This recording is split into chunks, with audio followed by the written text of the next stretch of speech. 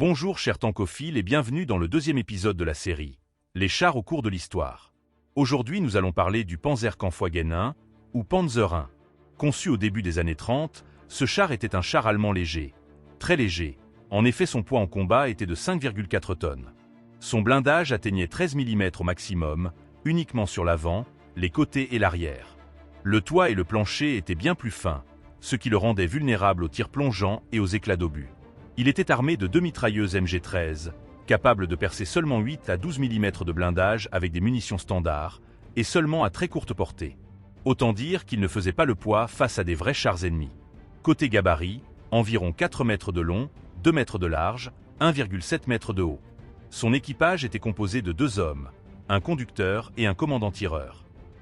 Il avait une vitesse d'environ 37 km/h sur route, 15 km/h sur terrain accidenté et plus de 100 km d'autonomie.